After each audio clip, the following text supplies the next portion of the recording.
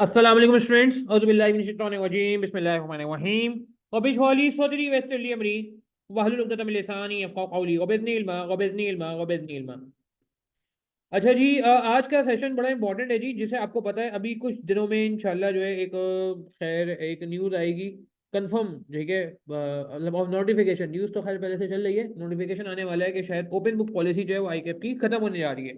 अच्छा, इस पे मैं आपको डेवलपमेंट बता दूं कि अनऑफिशियली जो है वो एक चीज़ है जो मैं अभी आपसे शेयर नहीं कर सकता, मगर वो जल्द ऑफिशियल हो जाएगी। फॉर्मूला बुक आईकैप बना रहा है जो कि आपको प्रोवाइड की जाएगी, और जो जितनी तीन ओपन बुक्स अलाउ थी वो अब खत्म कर दिया जाएगा, ठीक है। ये बस अभी जो है क्या कहते हैं अपकमिंग टाइम में मोस्ट प्रॉब्ली हो जाएगा।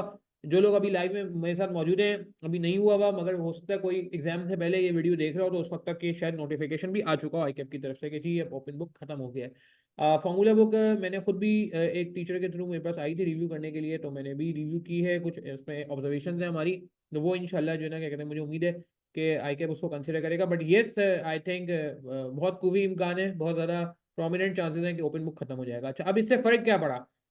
ओपन बुक से हमें दो फायदे होते थे, और आज का एजेंडा भी इसी का प्लान करने के लिए ओपन बुक से हमें ये फायदा होता था, हमें ऑप्शन खुल जाते थे। ऑप्शन में बाद में बात करता हूँ, पहले ओपन बुक का देख लेते हैं। ओपन बुक से हमें एक फायदा होता था फॉर्मूले का, ठीक है।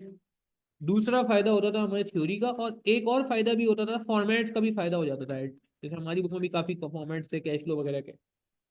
अब फॉर्मूले वाला मसला तो हल हो जाएगा, ठीक है। फॉर्मेट वाला मसला मैंने कुछ जगहों में रिकमेंड किया, कुछ जगहों में, हर जगह पे तो नहीं, मगर कुछ जगहों में फॉर्मेट जो है कहा गया है कि यार फॉर्मूला बुक का पार्ट बना लिया जाए। और थ्योरी के लिए भी जो है ना कोशिश की जा रही है कुछ टीचर्स की तरफ से भी, और मैंने भी कुछ बात की है कि भाई थ्योरी को भी शामिल कर लिया जाए बहरहाल।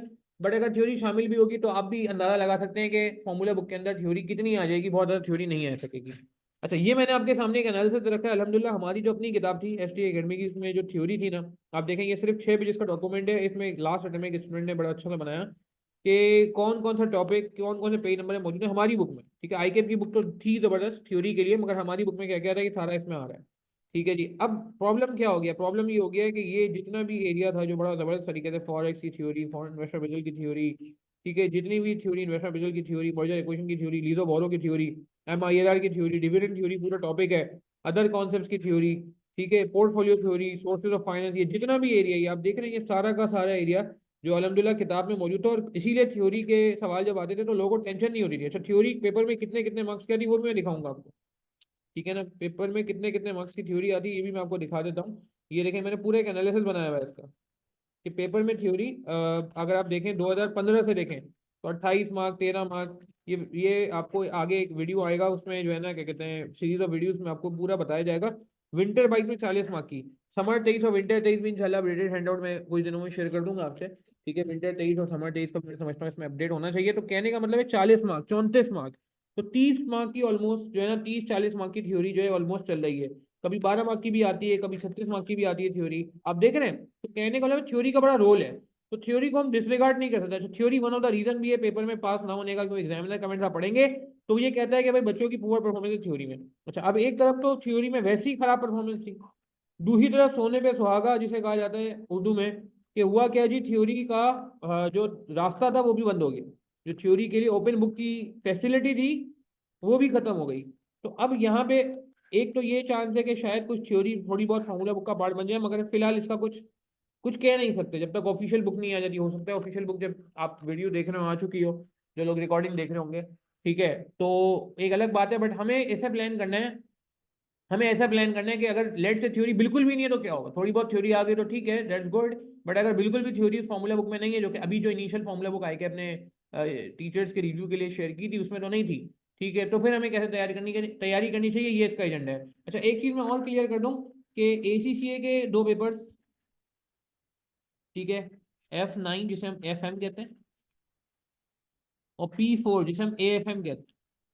P4 इसका पुराना नाम है, अभी इसको AFM कहा जाता है, advance financial management, plus ICW। एक जो मैं आपको बैकग्राउंड बता दूं कि भाई ये आप एक फैसिलिटी छिन तो रही है हमसे, मगर मैं एक चीज बताता जाऊँ कि दूसरे बोर्ड में भी ये ओपन बुक नहीं होता, ये क्लोज बुक होता है, फॉर्मूला बुक ही प्रोवाइड की जाती है, ठीक है। मैंने खुद ACCA किया हुआ है, अल्हम्दुलिल्लाह मैं जानता हूँ। फॉर्मूला बुक आपको दी जाती है, ओपन बुक वहां पे भी नहीं होता था। तो ये खैर एक पुराने जिन्होंने BFD पास किया उनको एक फैसिलिटी मिल रही थी, जो कि शायद अब नहीं होगी। तो कहने का मतलब है कोई अनोखा एग्जाम नहीं है आईकेप का। ठीक है, थोड़ा सा मैं समझता हूँ कि साइड बैक आएगा, मगर ये अनोखा एग्जाम एग्जाम नहीं है, क्योंकि फॉर्मूला बुक दूसरे बोर्ड में भी, चाहे वो एसीसी हो चाहे वो आईसीडब्ल्यू हो, जो ज़्यादा इंस्पायर है, हम समझ रहे होते हैं, हमारे क्या कहते हैं स्टूडेंट भी इंस्पायर है, हमारा जो है ना बोर्ड भी इंस्पायर है, खैर। तो ये दोनों जो है ना क्या कहते हैं, इन दोनों जगहों में भी फॉर्मूला बुक होती है और ओपन बुक नहीं होती, नो ओपन बुक। ठीक है, तो मेरे ख्याल से कोई बहुत ज्यादा हैरानी वाली बात तो नहीं है, आज नहीं तो कल ये होना ही था। बट ये कि हम इसको पॉजिटिवली लें। अच्छा, अब सवाल कि सर थ्योरी को प्रिपेयर कैसे करें। अच्छा, थ्योरी के बारे में एक चीज़ और, जो कि अगेन जब मैं थ्योरी के पास पेपर्स की आपको वीडियो शेयर करूंगा आगे जाके, तो वहां मैं ये बात करूंगा। और अभी मैं वापस कर देता हूँ कि थ्योरी दो तरह की होती है। एक थ्योरी होती है रॉ थ्योरी, ठीक है ना, रॉ थ्योरी, और एक होती है एप्लीकेशन बेस्ड थ्योरी। नाम से मेरे ख्याल से आप पिक कर रहे होंगे। अगर वो कहता है कि जी मुझे पेबैक पीरियड के एडवांटेजेस बता दें और डिसएडवांटेजेस बता दें, ये कौन सी थ्योरी है? ये वन है या टू है? हाँ, ये वन है या टू है? अगर वो कहता है कि मुझे पेबैक पीरियड के एडवांटेज और डिसएडवांटेज बता दें, ऑब्वियसली ये, हाँ बिल्कुल, ये रॉ थ्योरी है रेहान। सही कह रहे हैं मोहम्मद अली, सही कह रहे हैं आयशा, सही कह रहे हैं आनिया। ठीक है। अच्छा, और दूसरी थ्योरी कौन सी होती है? Application based theory. Application based theory क्या होती है कि आप ये बता दें कि भाई मिसाल के तौर पे इन हालात में इसको डिसीजन एक्सेप्ट करना चाहिए। What are the non financial factor that should be considered by let's say ABC limited. अब ये देखना पड़ेगा एबीसी लिमिटेड कौन है। एबीसी लिमिटेड अगर कोई फॉरेन कंट्री में इन्वेस्टमेंट कर रहा है, फॉरेन कंट्री में इन्वेस्टमेंट कर रहा है, फॉरेन इन्वेस्टमेंट बेजल का सवाल है, जो कि अभी इस बैच में भी हमने अभी तक कवर नहीं किया, आगे जाके इंशाल्लाह कवर हो जाएगा। अभी काफी कोर्स हमारा जो है ना क्या कहते हैं कवर हो गया, मगर ये एरिया अभी क्या कहते हैं आगे आके आ जाएगा। तो अगर कोई इंटरनेशनल इन्वेस्टमेंट की जा रही है, किसी दूसरे कंट्री में इन्वेस्टमेंट की जा रही है, तो उसके नॉन फाइनेंशियल फैक्टर्स कंसिडर करने को बिल्कुल डिफरेंट होंगे। और अगर लोकल में इन्वेस्टमेंट की जा रही है, हमारे यहाँ इन्वेस्टमेंट की जा रही है, कोई मशीन बाय की जा रही है, कोई डोमेस्टिक मार्केट में प्रोडक्ट लॉन्च किया जा रहा है, या कोई एसेट रिप्लेस किया जा रहा है, तो उसके नॉन फाइनेंशियल फैक्टर्स कुछ और होंगे। अब यहाँ रॉ थ्योरी नहीं चलेगी, यहाँ पे एप्लीकेशन बेस्ड थ्योरी चलेगी, आपको सिनेरियो के हिसाब से अप्लाई करना होगा। ठीक है। अच्छा, कौन सी थ्योरी मैं समझ, कौन सी थ्योरी आपको लगता है ज्यादा आसान होती है? ओपन बुक पॉलिसी में कौन सी थ्योरी ज्यादा आसान थी? ओपन बुक पॉलिसी में, ओपन बुक पॉलिसी में ये थ्योरी ज्यादा आसान थी, कौन सी वाली? कि आपने, अच्छा ये रॉ थ्योरी भी आती है पेपर में, दोनों थ्योरी आती है, कि आपने क्या किया कि भाई आपके पास किताब मौजूद है, लेकिन रॉ थ्योरी के लिए ये बच्चों ने तो हमारे माशाल्लाह मैपिंग भी कर ली थी। रॉ का मतलब होता है बिल्कुल स्ट्रेट फॉरवर्ड थ्योरी, जिसमें कोई एप्लीकेशन नहीं है। Advantage disadvantage explanation, due diligence क्या होता है बता दें, ड्यू डिलिजेंस के लिए किन बातों का ख्याल रखना है बता दें, बिजनेस वैल्यूएशन की टेक्निक्स के नाम बता दें, बिजनेस वैल्यूएशन की टेक्निक्स के एडवांटेज डिसएडवांटेज बता दीजिए। ये सारी रॉ थ्योरी कहलाती है। मेरी बात समझ आ रही है ध्यान? तो रॉ थ्योरी के लिए तो मसला ही था, आपके पास हमारी किताब मौजूद थी, अगर आई कैप की स्टडी टेक्स नहीं मौजूद थी। आई कैप का स्टडी टेक्स भी मैं आपको दिखा देता हूँ, बल्कि आई कैप का स्टडी टेक्स भी मैं, हाँ बल्कि आपको दिखाता हूँ अभी, मैं अपनी किताब ही दिखा दूँ। अच्छा, आई कैप का जो फॉर्मूला बुक, मैं एक नज़र और भी बीच में थोड़ा इंटरप्ट कर दूँ, कि आई कैप का जो फॉर्मूला बुक फिलहाल आएगा, मैं आपको वो तो नहीं दिखा सकता क्योंकि it's not official right now. But एक मैं आपको सिर्फ आसानी के लिए एक आइडिया के तौर पे दिखा रहा हूँ कि ये फॉर्मूला बुक ऐसा है कि सिर्फ फॉर्मूले लिखे हैं। ऑब्वियसली ये फॉर्मूले थोड़े डिफरेंट हैं, आई कैप के फॉर्मूले शीट में थोड़े से फॉर्मूले डिफरेंट है, बट मोरलेस मतलब बहुत ज़्यादा फर्क नहीं है। आप देख रहे हैं, तो ये इस तरह से जो है ना क्या कहते हैं सिर्फ फॉर्मूले लिखे होंगे, थ्योरी नहीं होगी। ये थ्योरी मैंने कुछ जगहों में लिख दी है, ये स्केचेस मैंने बना दिए थे अपनी फॉर्मूला शीट में। ये मेरी फॉर्मूला बुक है जो हमारी बीएफडी किताब में होती है। बट द पॉइंट इज कि only formula, there is no theory ना। ठीक है। बट अगर आप आईकेप का स्टडी टेक्स्ट देखोगे ना, तो वो वाकई आपको लगेगा कि हाँ यार, मतलब जिसे कहते हैं ना कि उसमें थ्योरी भी मौजूद है। तो खैर, रॉ थ्योरी के लिए आप क्या करते थे, वापस coming back to the point, raw theory के लिए आप किताब की थ्योरी को फॉलो कर लिया करते थे। ठीक है। मगर अच्छा, एप्लीकेशन बेस्ड थ्योरी को बहरहाल क्या करना होता था, लिख के करना होता था। अब आज क्या हो गया, मैं समझता हूँ आज ओपन बुक से क्या हुआ है, ओपन बुक से एप्लीकेशन बेस्ड थ्योरी तो देखे पहले भी आपने खुद लिखनी थी। अच्छा, एप्लीकेशन बेस्ड थ्योरी के लिए भी क्या होता था, हमारी बुक में कुछ सवाल होते थे, जैसे मैं आपको दिखाता हूँ ये, अलहमदिल्ला कुछ एसीसी के सवाल होते थे, मिसाल के तौर पे जहाँ पे इस तरह के सवाल आए होते थे, application based, comment briefly on the proposal to use a 4 year time horizon and calculate and discuss the value that could be place on after tax cash flow. इस तरह के सवाल हों कि हम प्रैक्टिस करके जाते थे एप्लीकेशन बेस्ड थ्योरी के लिए। ठीक है ना, ये application based theory. Comment how the project would affect the stakeholder of play company. तो प्ले कंपनी के हिसाब से आपको बताना है कि भाई कौन से जो है ना क्या कहते हैं, कैसे कैसे ये जो है ना स्टेक होल्डर पे असरअंदाज होगा। तो ये एप्लीकेशन बेस्ड थ्योरी थी, आप सवाल में से फिगर विगर का सहारा लेके लिख लिया करते थे, फिगर वगैरह का सहारा लेके लिख लिया करते थे। मेरी बात समझ आ रही है? तो ये तो पहले भी आपको खुद ही लिखनी होती थी। ठीक है, हाँ थोड़ी बहुत ओपन बुक से हल्का फुल्का फायदा हो जाता था, अगर ऐसा कोई सवाल आपने पिक कर लिया कि जो आपकी किताब में प्रैक्टिस मटेरियल मौजूद है, तो आपको थोड़ी आसानी हो जाती थी, वरना ये तो आपको खुद रिप्रोड्यूस करना पड़ता था। अब जो मसला आएगा वो आएगा रॉ थ्योरी का। रॉ थ्योरी तो बहरहाल पहले आपको ये था कि याद नहीं करनी थी, अब ये याद भी करनी पड़ेगी। तो इसको रॉ थ्योरी के लिए मेरा आपको एडवाइस ये, जिसमें अब यहाँ सेशन में भी मैं बात करूंगा कि रॉ थ्योरी के लिए हम क्या करेंगे। रॉ थ्योरी के लिए हम ये करेंगे कि भाई हम इस थ्योरी को समझने की कोशिश करेंगे। पहले हम इस थ्योरी को अंडरस्टैंड करने की कोशिश करेंगे, और फिर अंडरस्टैंड करने के बाद हम क्या करेंगे, इसकी रिटर्न समरी बनाएंगे, क्योंकि रिटर्न समरी बनाने से भी बड़ा फायदा होता है। और फिर हम इसके क्या पॉइंट को लर्न कर लेंगे, लर्न इंपॉर्टेंट पॉइंट। जी बिल्कुल, लर्न करना पड़ेगा।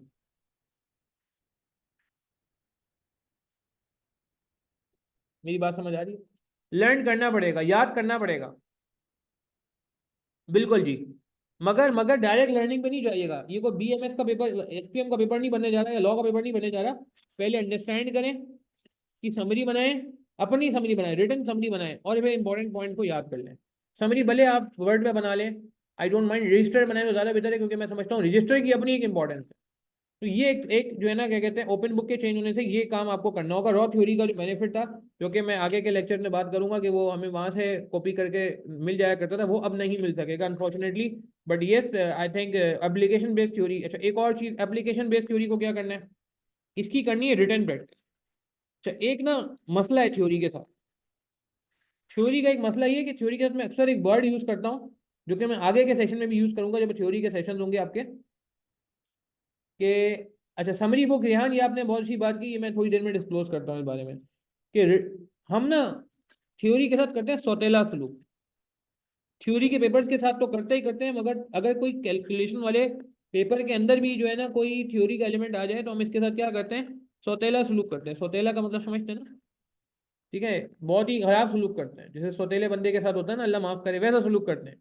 यानी कि हम टाइम ही नहीं देते इसको, हमारा दिल ही नहीं चाहता। अच्छा, उसकी वजह भी है कि भाई हम सर इतने मसरूफ हैं, हमसे लेक्चर पूरे नहीं हो रहे थे टाइम पे। अभी मैंने फॉलो अप एक्सरसाइज की, आपको पता है हमारी अकेडमी की तरफ से एक एक बच्चे को मैसेज किया जाता है, पूछा जाता है कि भाई आप कहाँ तक पहुंचे, आपकी कितनी परफॉर्मेंस हुई, कितने लेक्चर कवर हुआ। फिर उसकी बेस पे मैं, जो भी हमारे पास सामने स्टैट्स आते हैं बच्चों के, मतलब जो बच्चे हमें बताते हैं, तो हम उसको फिर उसकी बेस पे हर बच्चे का एक इंडिविजुअल वॉइस नोट बनाया जाता है, और फिर वो एडमिन की तरफ से फॉरवर्ड किया जाता है। एक्टिविटी लास्ट वीक कंप्लीट हो गई है, आपको आई गेस वॉइस नोट मिल भी गया होगा। इनफैक्ट जो लोग नहीं कमेंट करते हैं उनके लिए भी कोई जनरलाइज सा वॉइस नोट है, मगर जो लोग कमेंट करके बताते हैं परफॉर्मेंस के हैं, उनको स्पेसिफिक वॉइस नोट भेजा जाता है। तो कहने का मतलब है कि भाई, मतलब वहां पे हम नॉर्मल लेक्चर में टाइम नहीं पे नहीं कर पा रहे होते, तो थ्योरी के लिए टाइम कैसे निकालें, तो ये एक वाकई सवालिया निशान है। तो इसकी भी रिटन प्रैक्टिस से बात जो है समझ आएगी। अच्छा, एक और बात, इसमें कभी कभार रिपोर्ट्स का सवाल आता था, रिपोर्ट राइटिंग।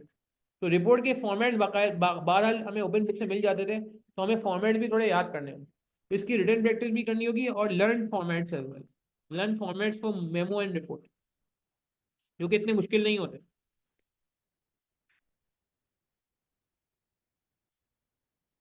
ठीक है जी, बात समझ आ रही है? क्लियर है? अच्छा, अब ये तो एप्लीकेशन बेस्ड थ्योरी पे तो हम आगे भी बात करते रहेंगे, और इस पे आगे जाके मेरी वीडियोज भी अवेलेबल मिलेंगे आपको।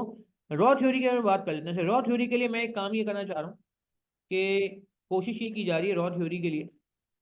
ठीक है, अच्छा, एक मैंने एंड नोट ये बनाया हुआ है, ये मैंने आपको बताया ना, कि मैं इंशाल्लाह अपडेट करके शेयर कर दूंगा। ये विंटर 2022 तक हर पेपर में कौन सा क्वेश्चन नंबर है और कितने मार्क का थ्योरी का सवाल है, कौन सा क्वेश्चन नंबर है कितने मार्क का थ्योरी का सवाल है, कौन सा क्वेश्चन नंबर है और कितने मार्क का थ्योरी का सवाल है, ये पूरा हैंड आउट है, इसमें पास पेपर भी मौजूद है। ये जैसे ये एप्लीकेशन बेस्ड थ्योरी है, ठीक है ना, ये रॉ थ्योरी है। ठीक है, ये पूरा एक इस पे आपको वीडियो मिल जाएगा, परेशानी होइएगा कि कौन सी एप्लीकेशन बेस्ड थ्योरी, कौन सी रॉ थ्योरी। ठीक, कुछ जगहों में एप्लीकेशन बेस्ड थ्योरी के लिए पूरा सवाल रख दिया गया है, कि अगर लेट से बी पार्ट जो है एप्लीकेशन बेस्ड थ्योरी का, तो ए पार्ट भी रख दिया गया है, ताकि आपको प्रॉब्लम नहीं। ठीक है जी। अच्छा, आगे बढ़े। तो अच्छा, हाँ, मैं क्या कहता, हाँ, एक काम शुरू किया गया आपके लिए, ये देखिएगा प्लीज। अच्छा, मैं कोशिश कर रहा हूँ कि एक हैंडआउट आपके लिए बना दूँ, जिसमें हम एडवांटेज डिसएडवांटेज और इस तरह की चीज़ें ना एक जगह जमा कर लें। अच्छा, थ्योरी ऐसा नहीं है कि हमारे पास नहीं है। अगर आप एक मिनट के लिए ज़रा ये देखें, मैं अपनी स्क्रीन पूरी शेयर कर देता हूँ। तो ये हमारी बीएफडी की किताब है, ठीक है। इसमें अगर आप देखें तो हर टॉपिक के शुरू में ना आपको एक थ्योरी नजर आएगी। एक मिनट, ये देखें, हर टॉपिक के शुरू में आपको थ्योरी नजर आएगी। सही है ना? कैलकुलेशन सवालों के स्टार्ट होने से पहले आपको थ्योरी नजर आएगी, सवाल तो बहुत बाद में जाके स्टार्ट होता है। तो मैं ये चाह रहा हूँ कि इसमें जो एप्लीकेशन बेस्ड रेलिवेंट थ्योरी है, सही है, रॉ थ्योरी में जो आ सकती है, इलस्ट्रेशन नहीं। देखिए, यहाँ सवाल शुरू हो रहा है, कौन से पेज पे, बहुत आगे जाके सवाल शुरू हो रहा है, पेज नंबर 11 पे जाके सवाल शुरू हो रहा है। अगर आप देखें, हालांकि उस शुरू के 10 पेजेस में सिर्फ थ्योरी है, सिर्फ थ्योरी है। तो इस तरह ये इस चैप्टर में नहीं है ये अगर आप लेट से दूसरे उसमें जाते हैं, इन्वेस्टमेंट एडवांस में जाते हैं, वहाँ भी आपको ये मिलेगा। ठीक है, ये तो खैर वही आ गया। एक मिनट, इन्वेस्टमेंट एडवांस, ये देखिए इसमें भी शुरू में थ्योरी डाल दी। तो मैं एक काम ये करना चाह रहा हूँ आपकी आसानी के लिए कि रॉ थ्योरी के लिए ना एक इंशाल्लाह अगले जो हमारा थ्योरी का सेशन होगा उससे पहले पहले अभी इस पर काम शुरू हो चुका है कि एक समराइज जो है ना क्या कहते हैं, एक सेपरेट बुक बना दी जाए सिर्फ थ्योरी की, क्या कहते हैं? उससे आसानी होगी, इवन तो ये सारा कंटेंट बुक में अवेलेबल है बट उसको सेग्रीगेट करने के लिए क्या है, इससे कोई फायदा होगा? ज़रा मुझे बताएं आप लोग जो लाइव में आए हुए हैं, कि अगर थ्योरी को एक सेपरेट ही कर दिया जाए और उसका डॉक्यूमेंट अलग से शेयर कर दिया जाए, क्या कहते हैं? सेंसिटिव एनालिसिस आ गया लेट से मिसाल के तौर पे, तो इसकी थ्योरी शुरू में जो आ गई। शुरू में थ्योरी सिर्फ इलस्ट्रेशन नहीं, सिर्फ थ्योरी टू द पॉइंट। अच्छा, इसमें मैंने काम शुरू कर भी दिया है, मैं आपको दिखा भी देता हूँ। इस पे ना कुछ काम मैंने शुरू भी कर दिया है। ठीक है, ये देखिए, ये सेंसिटिव एनालिसिस से शुरू किया अच्छा, ये फॉर्मूला आपको आई कैप में मिल जाएंगे। फॉर्मूलों का मसला नहीं है, फॉर्मूला फॉर्मूला बुक में है जो मैं अभी इनिशियल आई कैप ने बनाई है। मगर मसला ये अभी वीकनेस है मिसाल के तौर पे, ये आ सकती है 2-4 मार्क की। ठीक है, बिल्कुल क्रैमिंग वाली थ्योरी के बारे में मैं यही चाह रहा हूँ हसीब, कि मेरे ख्याल से हम क्रैमिंग वाली थ्योरी को पढ़ लें इसी तरह। अच्छा, ये भी कर सकते हैं ध्यान, बिल्कुल सही बात है। एक तो हैंड आउट रेडी हो जाएगा तो कल एसिड रिप्लेसमेंट की भी थ्योरी मैंने जो है ना, जो बिल्कुल बेसिक थ्योरी है, ठीक है, वो डाल दी हमने। फिर इक्विवेलेंट एनुअल बेनिफिट क्या होता है वो डाल दिया। तो इसी तरह कैपिटल राशनिंग की थ्योरी डाल दी कि भाई कैपिटल राशनिंग सॉफ्ट क्या होती है, हार्ड क्या होती है, ये पेपर में सवाल आता है, एसीसी में भी आता है।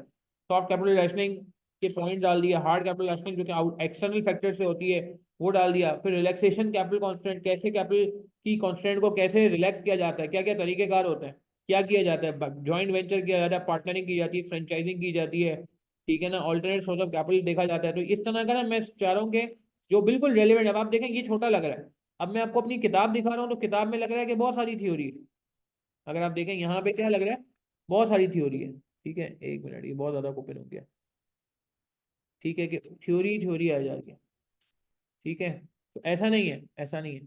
आप मेरी बात समझे ना, एक फॉर्म बंद कर देते हैं। इसी तरह अब आगे ऐसे रिप्लेसमेंट कैपिटल राशनिंग पे आए, इसकी थ्योरी हमने देख ली। नहीं, सॉफ्टवेयर भी अभी ये नहीं है इस टाइम में, December 24 से शायद पॉसिबल हो सॉफ्टवेयर। ठीक है, अच्छा कुछ थ्योरी हम शुरू भी कर लेते हैं आज की क्लास में, ताकि एक आइडिया हो जाए कि हमारा तरीकेकार क्या होगा। कुछ थ्योरी में क्लास में भी कवर करा देते हैं, ताकि जब एक चीज़ क्लास में कवर हो जाती है तो जिसे कहते हैं ना कि वो थोड़ा सा जिसे कहते हैं ना कि हो जाता है। और ठीक है जी। अच्छा, अब ज़रा हम आगे बढ़ते हैं बात को।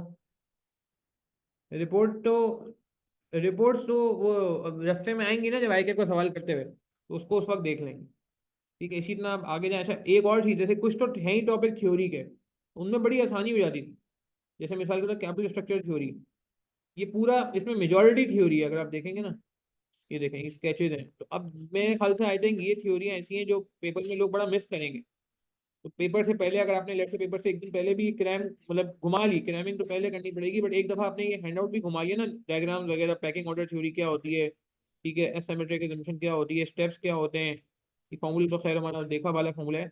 तो इंशाल्लाह मुझे उम्मीद है कि इससे बड़ी आसानी हो जाएगी। क्या कहते हैं? ठीक है, इसमें मुझे थोड़ा टाइम दें आप लोग, मैं कोशिश करता हूँ कि इसको जल्द, इस पे काम तो मैंने स्टार्ट कर दिया, मगर जल्द इस पे जो है ना काम कंप्लीट भी कर लिया जाए। ठीक है, तो अच्छा, तो अब एक मिनट वापस आते हैं, मेन चीज़ को हमने नहीं भूलना, हमारा अभी डिसाइड क्या हुआ है। फिर हम अब एक्चुअली पढ़ाई शुरू करते हैं इस क्या कहते हैं थ्योरी की। हमारा डिसाइड ये हुआ है कि एप्लीकेशन बेस्ड थ्योरी की आप करेंगे written practice.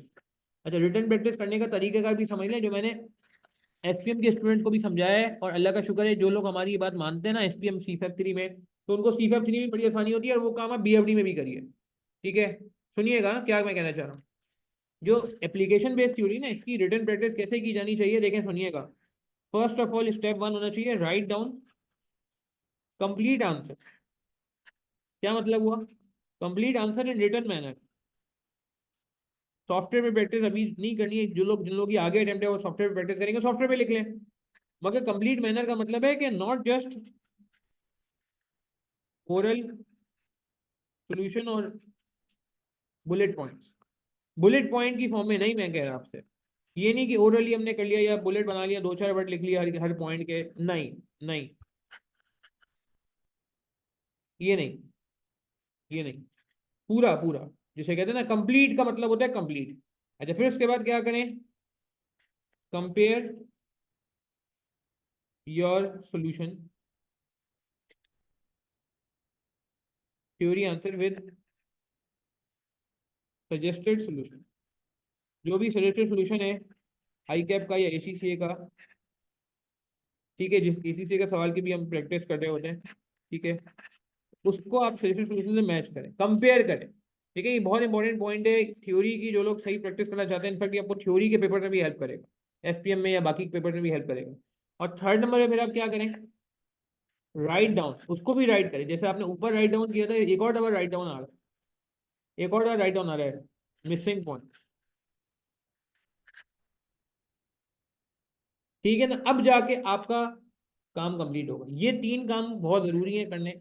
Application based theory इसलिए मैं कह रहा हूँ क्योंकि एप्लीकेशन बेस्ड थ्योरी का ताल्लुक होता है कॉन्सेप्ट से। ठीक है ना, ये किससे लिंक हो रही होती है? कॉन्सेप्ट से लिंक हो रही होती है। तो अगर आप नहीं लिखेंगे, अच्छा कुछ लोगों को ऐसा नहीं, कॉन्सेप्ट नहीं आता, कॉन्सेप्ट आता है जब भी आप सवाल सॉल्व कर पा रहे हैं, कॉन्सेप्ट आता है जब भी आप बी पार्ट पे आ पा रहे हैं। अगर कॉन्सेप्ट नहीं आता तो आप ए पार्ट पे ही होते, बी पार्ट का थ्योरी आप पहुंच ही नहीं पाते। तो इसका मतलब आपको कॉन्सेप्ट तो आता है, कॉन्सेप्ट का मसला नहीं है। अब बात ये कि आप उसको कितना अच्छा लिख रहे हैं, देखें बात समझ रहे हैं, मैं वापस रिपीट कर रहा हूँ। अगर आप थ्योरी का सवाल अटेम्प्ट कर रहे हैं, तो जो आप लिख रहे हैं ना, वो कैसे लिख रहे हैं ये इंपॉर्टेंट है। आपको आता है ये तो मुझे पता है, हमने इतनी प्रैक्टिस की है अल्हम्दुलिल्लाह। अगर आप अच्छे एक अच्छे तरीके से क्लास वर्क को जाते हो अच्छा सा प्रिपेयर करके, तो आई थिंक कॉन्सेप्ट का मसला नहीं है। कॉन्सेप्ट आप ओरली भी शायद किसी को बता दोगे, बहुत अच्छा बता दोगे। असल बात ये हो रही है कि जो आपके दिमाग में है वो कम्युनिकेट हो पा रहा है, नहीं हो पा रहा है एग्जामिनर को। तो इसका बेस्ट हल जो मैंने देखा है ना, वो यही होता है कि यार आप रिटर्न प्रैक्टिस करें। और रिटर्न प्रैक्टिस वो नहीं कि आप हाफ हार्टेड या सौतेले सलूक के साथ रिटर्न प्रैक्टिस करें, कंप्लीट आंसर के साथ करें। इस तरह आप कोई बीएमटी का 20 मार्क का सवाल या 15 मार्क का सवाल पूरा रिटर्न फॉर्म में करते हैं ना, ओरल तो नहीं करते। हाँ, रिवीजन के लिए ओरल करने अलग बात है, मगर कभी ऐसा नहीं होता कि आप पहली बार जिंदगी में कोई सवाल करें और ओरल करें, वो होगा ही नहीं आपसे। पर दिल दिल ही नहीं चाहेगा, आप बोलेंगे यार इससे अच्छा ये है, मैं पूरा ही सॉल्व कर लेता हूँ। मगर थ्योरी के लिए हम कोशिश करते हैं कि डिस्काउंट कर लें थ्योरी को। थ्योरी के मामले में हमारी कोशिश होती है कि नहीं यार हम इसमें कम एफर्ट कर लें, नहीं। नहीं, थ्योरी को देखें, ज्यादा रिस्पेक्ट देनी पड़ेगी। और मैं सीरियस बता रहा हूँ, ऑलरेडी थ्योरी जो है वो एक वीक एरिया रहता है एग्जामिनर के कमेंट्स को अगर आप देखोगे। और अभी एक वाकई वापस एक और बात आ रही है, एग्जामिनर के कमेंट मेरे ख्याल से मैंने कहीं शेयर भी किए बच्चों से, और मैं देखता हूँ अगर मुझे अभी यहाँ मिल जाते हैं, देखें ये रहे एग्जामिनर के कमेंट्स जो हैं, उसमें ये बात आ रही है, ये देखें, ये देखें, ये एग्जामिनर कमेंट मिल भी गए समर 23 के। क्या लिखा हुआ है? They encountered challenges when responding to theory based and analytical inquiries. अब ये मैं नहीं कह रहा, मैं तो कह ही रहा हूँ ना। ये कौन कह रहा है आप देख रहे हैं? ये कौन कह रहा है? एग्जामिनर कह रहा है कि स्टूडेंट्स को प्रॉब्लम हो रही है जब वो थ्योरी बेस्ड एनालिटिकल क्वेरीज पे आ रहे हैं। अब मसला ये है कि थ्योरी में तो और स्ट्रिक्टनेस आ गई है ओपन बुक हटने की वजह से। ठीक है, अब एक और बात, इट इज स्ट्रांगली एडवाइज, ये लाइन तो लिखिएगा, it is strongly advise that examinee should not confine their practice to numerical questions, instead they should emphasize developing a strong conceptual understanding of the topic। तो अब तो understanding लगाना और जरूरी हो गया क्योंकि ओपन बुक नहीं है। ठीक है, तो ये एक बात है जो मैं समझता हूँ कि बड़ी इंपॉर्टेंट एग्जामिनर ने कही है, और कह रहा है कि पासिंग रेशियो इंप्रूव तो हुआ है, मगर यहाँ पे प्रॉब्लम आया है। अब मैं मेरे पास मैं देखता हूँ, मेरे पास विंटर 23 का कमेंट यहाँ पे पड़ा हुआ नहीं पड़ा हुआ, खैर। तो ये इत्तेफाक से एक एग्जामिनर कमेंट मुझे याद पड़ा था, मैंने अभी कुछ टाइम पहले जो है वो किसी मतलब स्टूडेंट से शेयर किए हुए थे, तो देखें यहाँ ये बात आ गई। आप मेरी बात समझ रहे हैं मैं क्या कहना चाह रहा हूँ? ठीक है, दिसंबर 23 के एग्जामिनर कमेंट मेरे ख्याल से अब आए हैं, अभी रिसेंटली आए हैं, समर 23 सबसे सबसे फ्रेश समर 23 के। तो coming back to the point, हम वापस चलते हैं अपने जिसे कहते हैं कि एजेंडे पे, जो आज हमारा आज का एजेंडा है। तो हमने क्या बात कर ली? हमने ये बात करी है कि भाई हम जो है वो रिटन प्रैक्टिस करेंगे और इस तरह से काम करेंगे। ठीक है, मेरी बात समझ आ रही है? आप मेरी बात पिक कर पा रहे हैं? रॉ एप्लीकेशन थ्योरी की वेटेज मैंने बताया हानिया आपको 30% ऑलमोस्ट आप जहन में रखें। अगर मैं पास एनालिसिस को देखूं तो मुख्तलिफ मुख्तलिफ परसेंटेज हमने देखी हैं। ये एनालिसिस, ये हैंडआउट मैं आपको शेयर भी कर दूंगा, मेरा नंबर नोट कर लें। अगर किसी को ये हैंडआउट अभी फ़ौरन चाहिए, फ़ौरन मतलब ये कि अपडेशन के बाद, तो मैं इंशाल्लाह शेयर करूंगा सोशल मीडिया पे, मतलब व्हाट्सएप ग्रुप्स पे कुछ। बाकी अगर कोई वैसे ही हैंडआउट चाहना चाहता है तो ये मेरा नंबर नोट कर लें। आप इस नंबर में मुझे मैसेज कर दीजिएगा कि थ्योरी का आप अपना डिटेल हैंडआउट दीजिए, इसमें पूरा पासवर्ड मौजूद है कंपाइल्ड फॉर्म में। ठीक। पासेबल सोल्यूशन, ये सारे सवाल जो नजर आ रहे हैं ना आपको स्क्रीन पे, ये सारे सवाल इस हैंड आउट में, बड़ा लंबा हैंड आउट है, 70+ पेजेस का हैंड आउट है। तो बिल्कुल इसकी वेटेज, हाँ सॉरी वेटेज की बात करें तो वेटेज देखें 40 मार्क्स की वेटेज है विंटर बाइक। समर बाइक में 34 मार्क की है, समर 23 और विंटर 23 में इंशाल्लाह इसमें ऐड कर दूंगा। तो आपको और एक आइडिया हो जाएगा, उसका भी ऑलमोस्ट 30 मार्क्स के आसपास जहन में रखिएगा, 30 मार्क्स के आसपास जहन में रखिएगा, ठीक है। नंबर भी नोट कर लीजिएगा, हैंड आउट चाहिए हो तो।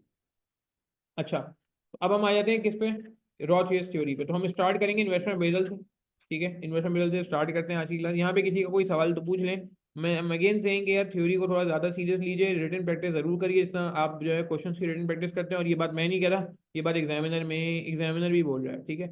ये मैं एक शेयर भी कर दूंगा उधर, बिल्कुल ग्रुप में, रजिस्टर्ड स्टूडेंट ग्रुप में शेयर कर देता हूँ, और अपडेशन करने के बाद तो मैं बाकी बाद में भी शेयर कर दूंगा। अच्छा, मैं क्या कह रहा था अभी आपसे, हाँ ठीक है, इस हैंड नोट पर आ जाते हैं, ये आ गया। अच्छा, अब हम स्टार्ट करने जा रहे हैं बाकायदा थ्योरी का जो है तरीक़ेकार। तो हम कोशिश करेंगे एक मास्टर हैंड नोट ही बना लें थ्योरी का अलग से, जैसे हमने आई के पॉसिबल का थ्योरी का हैंड नोट बनाया है। और अभी हम स्टार्ट भी करने जा रहे हैं। अच्छा, बीएफडी की theory, advantage of ARR, disadvantage of ARR, advantage of पे बैक, डिसएडवांटेज ऑफ एआरआर पे बैक, ये दो चीज़ें हम ऑलरेडी कवर कर चुके हैं। किसी ने अगर हमारा लेक्चर नंबर 1 और 2 लिया हुआ है, बिल्कुल पहला लेक्चर बीएफडी का, बिल्कुल पहला लेक्चर, लेक्चर नंबर 1 और 2, उसके अंदर जो है इनके एडवांटेज भी कवर हुए हैं। आप एक दफा अपने रजिस्टर को देखें, जिन्होंने रजिस्टर तगड़ा बनाया है, और बिल्कुल शुरू में चले जाएं जहाँ हमने पेबैक पढ़ा था मुझसे, जहाँ पे आपने एआरआर पढ़ा था मुझसे, वहाँ पे आप देख सकते हैं आपके पास इसके एडवांटेज ऑलरेडी लिखे होंगे। देखें ऐसा ही है। हम्म, ऐसा ही है, देखें चेक करें, आ रहा है आपके पास। ठीक है जी, आनिया कह रहे हैं कि इन्होंने देख लिया है, ये वाकई कवर्ड है, ठीक है। और बाकी लोग भी देखें ज़रा। अच्छा, एक मिनट में ज़रा इसको शेयर कर देता हूँ इससे। अच्छा जी, ये अब हम आगे बढ़ते हैं, एक, तो ये बात हो रही थी आपसे कि भाई ये एडवांटेज ऑफ एआरआर पेबैक ये हमारे ऑलरेडी रजिस्टर में मौजूद है। अब हम बात कर लेते हैं एनपीवी और आईआरआर, ये हमने ओरली डिस्कस किए थे, मगर ये स्टडी टेक्स्ट में मौजूद है। तो मैं आपकी आसानी के लिए ये करूँगा कि स्टडी टेक्स्ट के अंदर ये मौजूद है पेज नंबर 55 पे, ठीक है। अगर मैं इसको पेज नंबर 55 पे चला जाऊँ, 2 मिनट,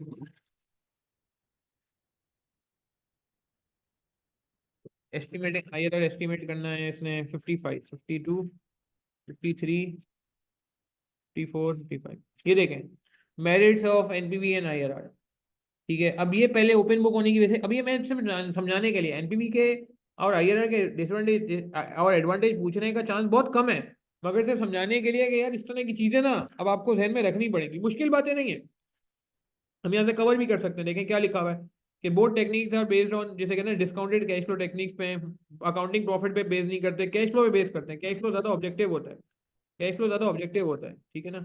ये एक बड़ी इंपॉर्टेंट बात है, अकाउंटिंग प्रॉफिट जो है सब्जेक्टिव होता है, इसको चेंज किया जाता है, ये सबसे एक चीज बात है कि ये कैश फ्लो पे बेस करते हैं। फिर दूसरा ये कि इसमें टाइम वैल्यू मनी कंसिडर होती है, ये एक बड़ी इंपॉर्टेंट बात है कि टाइम वैल्यू मनी कंसिडर होती है, दूसरी टेक्निक में टाइम वैल्यू मनी कंसिडर नहीं हो रही होती, ठीक है ना। इसके अलावा अगर और आप देखें आगे बढ़े, तो ये कह रहे हैं कि भाई ये जो है ना both technique take into account all cash flow, payback में सिर्फ उस वक्त के कैश फ्लो देखे जाते हैं जो पेबैक की लिमिटेशन भी थी, अगर आप याद करें कि सिर्फ रेलेवेंट जब पे बैक आए उसके बाद के कैश फ्लो नहीं लिए जाते, इसमें आखिर तक के लिए जाते हैं, आखिरी साल के भी लिए जाते हैं। मैंने अगर याद हो एग्जांपल दी जैस की, कि भाई पे बैक तो बहुत देर से आया जैस का मोबाइल इनकम, अगर आप देखें जब पे बैक आ गया उसके बाद तो वो कितने पैसे कमा रहा है, उसके बाद तो वो कितने पैसे कमा रहा है, उसने वारिद को भी एक्वायर कर लिया। तो कुछ बिजनेस ऐसे होते हैं जिनका पे बैक जो है वो बहुत देर से आता है, मगर जब बाद में एकदम पे बैक आ जाता है तो वो लंबा रिटर्न देते हैं, ये चीज पे बैक जो है इनकॉर्पोरेट नहीं करता। इसी तरह डिसएडवांटेज पे आ जाओ। अच्छा, जो एडवांटेज है एनपीवी का ओवर आईआरआर वो ये कि एनपीवी एब्सोल्यूट वैल्यू है, वैल्यू का ना समझते हैं, अमाउंट में अंतर आता है। देखें, हमें ना परसेंटेज समझने से ज्यादा अमाउंट, अमाउंट एक अच्छी चीज है। वो ये कह, एक एक एक मिसाल के तौर पर छोटी सी एग्जांपल दूंगा, छोटी सी एग्जांपल दूंगा। एक एक बंदा है, सही है ना, एक बंदा है सुनिएगा, उसके पास जो है वो दो बिजनेस हैं, ठीक है, ये दो बिजनेस हैं, दोनों में उसने जो है ना वो ये किया है कि भाई क्या कहते हैं वो किया है, रेस्टोरेंट ओपन कर लिया है। एक उसने दोनों में 1-1 करोड़ रुपए लगा, 1-1 करोड़ रुपए लगा के रेस्टोरेंट ओपन कर लिया, और से सुनिएगा मेरी बात बड़ी इंपॉर्टेंट है, दोनों ने 1-1 करोड़ रुपए लगा के रेस्टोरेंट ओपन कर लिया। और एक रेस्टोरेंट ने 1 करोड़ रुपए एक एक एक महीने की सेल दी 10 लाख रुपए, दूसरे रेस्टोरेंट ने सेल दी 50 लाख रुपए। एक रेस्टोरेंट ने सेल दी 10 लाख रुपए, दूसरे रेस्टोरेंट ने सेल दी 50 लाख रुपए, दोनों में याद रहे 1-1 करोड़ रुपए लगा है। जिसने 1 लाख रुपए सेल दी थी, 10 लाख रुपए सेल दी ना, वहां प्रॉफिट आया 2 लाख रुपए। कितना प्रॉफिट आया? 2 लाख रुपए। कितने परसेंट बना? कितने परसेंट बना? दो रेस्टोरेंट लगाए, दोनों पे 1-1 करोड़ रुपए लगाया है, 1 करोड़ रुपए यहाँ लगाया, 1 CR यहाँ लगाया। ठीक है, ये इन्वेस्टमेंट है। जब सेल की बारी आई तो इसकी सेल है 10 लाख और इसकी सेल है 50 लाख। ठीक है, अब प्रॉफिट की बारी आ रही है तो इसका प्रॉफिट है 2 लाख और इसका प्रॉफिट है 5 lakh.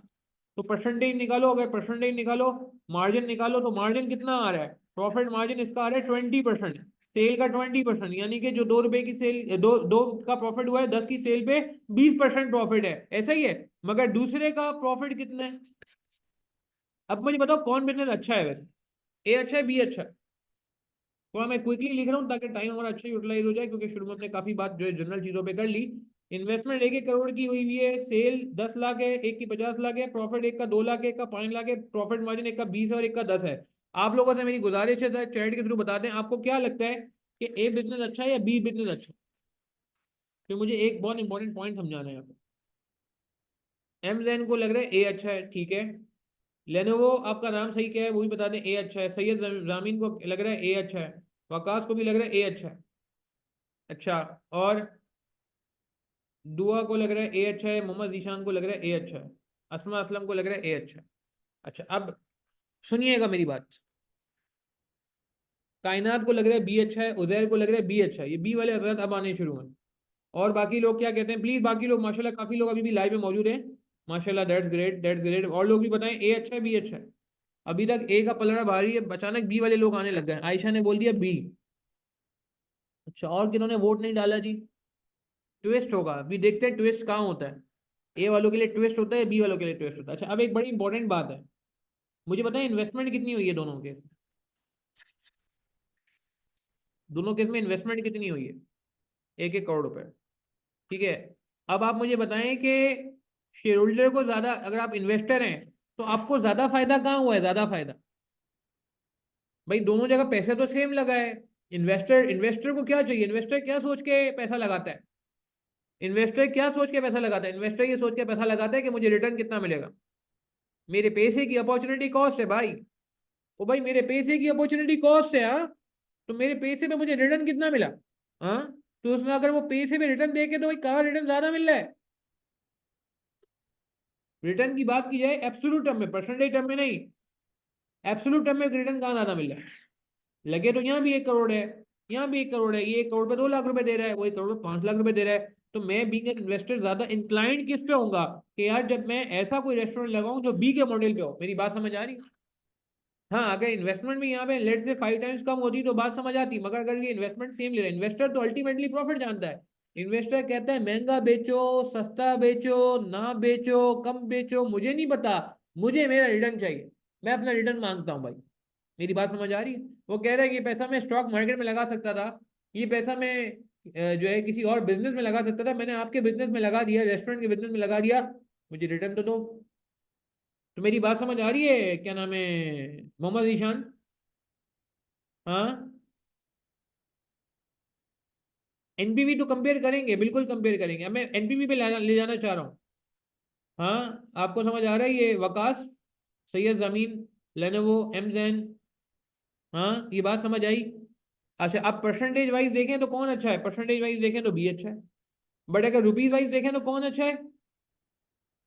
B, sorry, percentage wise देखें तो ए अच्छा है, और रुपी वाइज देखें तो ये अच्छा है। अब मुझे बताएं एनपीवी और आईआरआर, इन दो में से ज्यादा अच्छा कौन सा है वैसे? अब आपको समझ आ जाएगा वो जो मैं समझाना चाह रहा हूँ थ्योरी का। एनपीवी आता है रुपीज में और आईआरआर आता है परसेंटेज में। अभी आपके सामने एक हो गया ना, फ्लड होते होते रह गया। हाँ, तो आप बताएं इन दो में से ज्यादा अच्छा कौन है? एनपीवी ज्यादा अच्छा है या आईआरआर ज्यादा अच्छा है? रीजन आपके सामने आ जाना चाहिए। बिल्कुल सही कहा वकास, सही कहा आपने कायनात, क्योंकि सही कह रहे हैं जैन, बिल्कुल सही कह रहे हैं। क्यों? क्योंकि एनपीवी आपको बता रहा है अमाउंट में, एब्सोल्यूट टर्म, इसे हम कहते हैं एब्सोल्यूट, कि एक्चुअल जो हुआ। परसेंटेज तो बड़ी मिसलीडिंग हो सकती है यार। मेरी बात समझ आ रही है? ठीक है, तो ये एक एडवांटेज था जो कि मैं वापस आता हूँ, कहाँ गया भाई, इधर आ जाओ, ये रहा भाई, कि एनपीवी एब्सोल्यूट टर्म है, एब्सोल्यूट वैल्यू होती, परसेंटेज वैल्यू नहीं, एब्सोल्यूट वैल्यू, वाकई वैल्यू, जेन्युइन वैल्यू है, विच इंडिकेट द अमाउंट। जो कि क्या इंडिकेट करता है, amount by which the project should be added to the value of the company कितने से बढ़ रही है, ठीक है। और ये मैक्सिमाइजेशन ऑफ वेल्थ, वेल्थ को वाकई में वेल्थ की टर्म में मेजर करता है। मगर इसका नुकसान क्या है, इसका नुकसान ये है कि भैया ये आसानी समझ में आने वाले लोग नहीं है। ये एनपीवी आईआरआर का मसला ये है कि टाइम वैल्यू मनी इतनी आसानी से समझ नहीं आती। मुझे समझ आ जाएगी, एक डॉक्टर को समझ नहीं आएगी, एक इंजीनियर को समझाने में बहुत टाइम लगेगा, एक आम आदमी को, सादा आदमी को समझाने में, एक जोड़िया बाजार के सेठ को समझाने में, एक नॉर्मल बिजनेस के सेठ को समझाने में बहुत मुश्किल है भाई। को नहीं समझ आने का है, वो कहता है भाई सिंपल बात करो, ठीक है।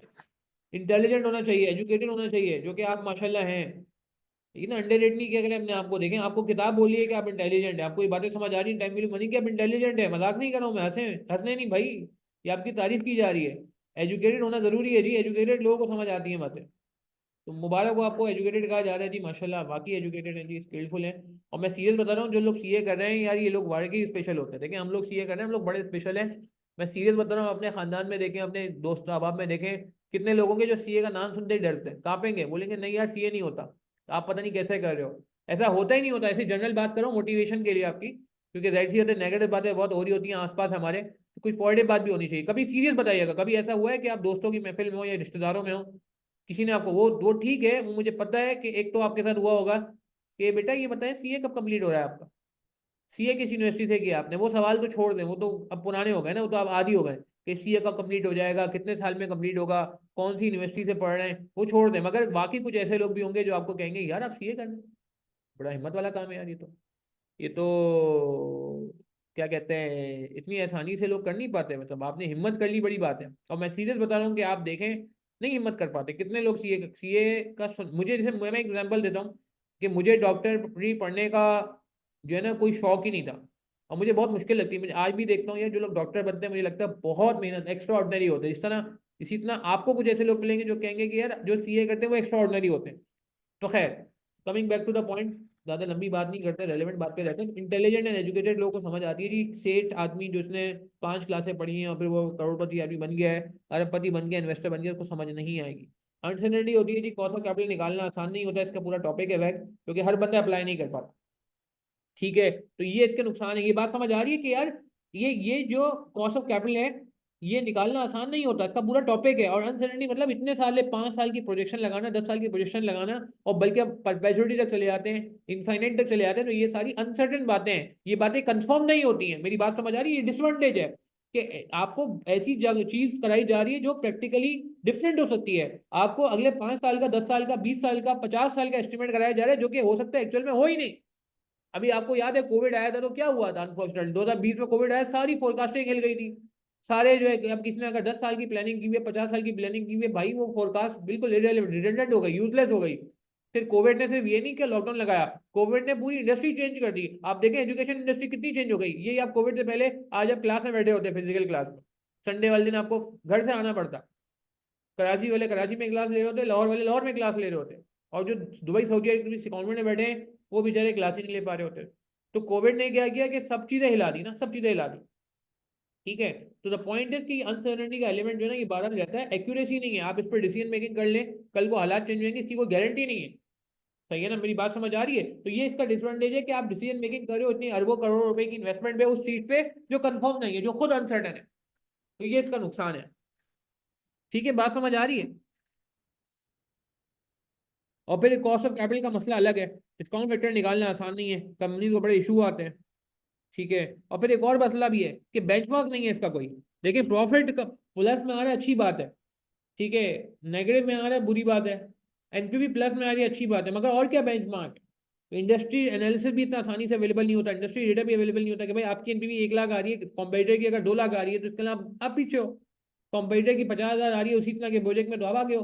तो ये कंपैरिजन करना आसान नहीं है। जीपी एनालिसिस तो हो जाता है, कंपेटिटर का जीपी मार्जिन निकालना मसला नहीं है। स्टॉक मार्केट में लिस्टेड है अगर कंपेटिटर, तो उसकी ऑडिटेड रिपोर्ट, उसकी फाइनेंशियल ऑडिटेड अकाउंट जो है आपको कंपनी की वेबसाइट में मिल जाएंगे। मगर आपको किसी भी कंपनी की वेबसाइट पे एनपीवी आईआरआर नहीं मिलेगा। आपने कभी देखा है, कभी आपने पीएसओ की एनपीवी आईआरआर देखी है कभी जिंदगी में? कभी भी नहीं देखी होगी। आपने पीएसओ का प्रॉफिट देखा होगा, जीपी मार्जिन देखा होगा। मेरी बात समझ आ रही है, मैं एक्सप्लेन भी कर रहा हूँ। देखो मैं एक्सप्लेन इसलिए कर रहा हूँ ताकि जब थ्योरी आए पेपर में इस तरह की, तो आप लिख सको यार, एप्लीकेशन बेस्ड थ्योरी को भी लिख सको यहाँ पे एप्लीकेशन करनी होगी और आप रॉ थ्योरी को भी लिख सको।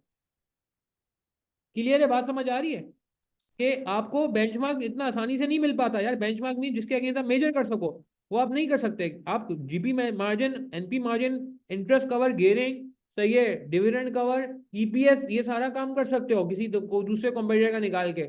मगर एनपीवी आईआरआर के मामले में आप अनसर्टन हो भाई। क्लियर है बात हमें?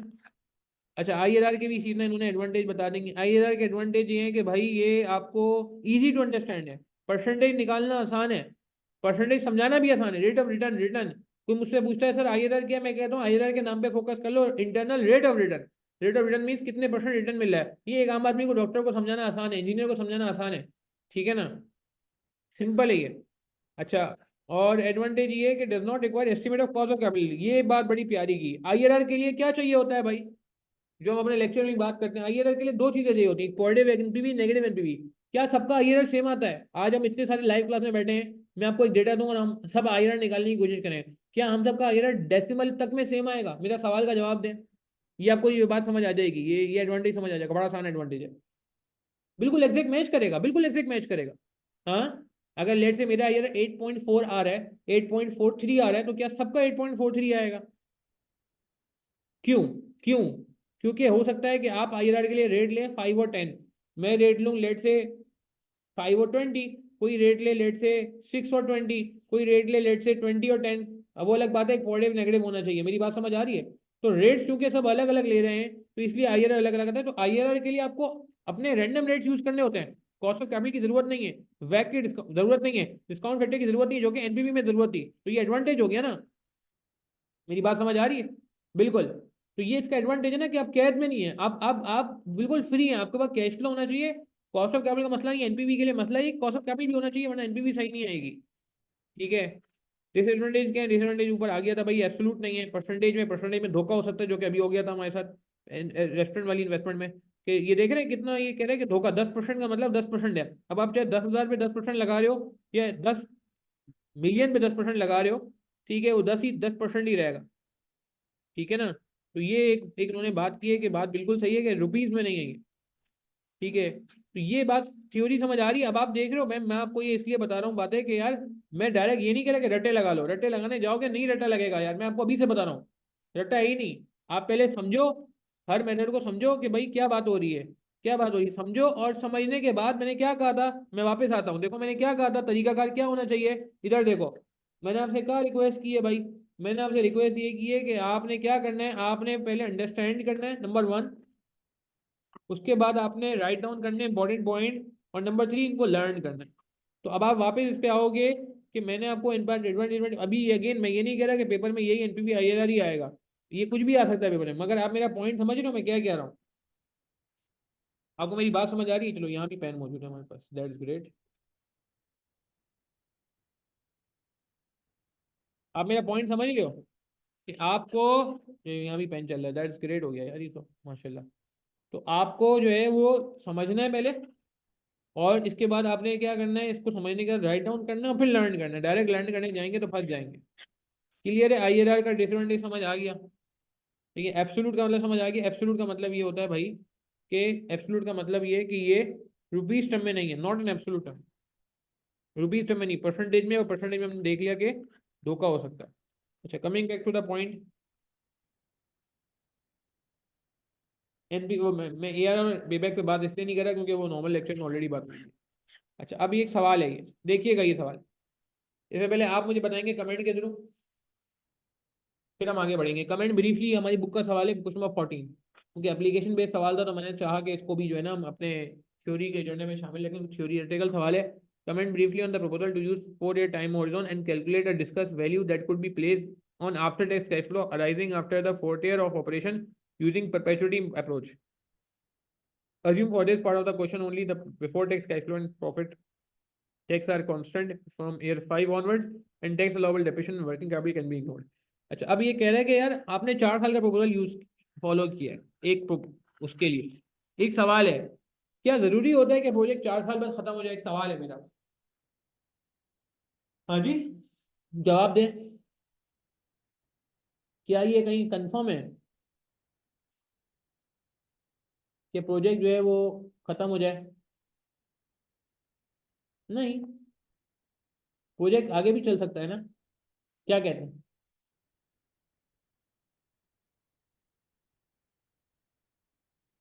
ठीक है, मेरी बात समझ आ रही है?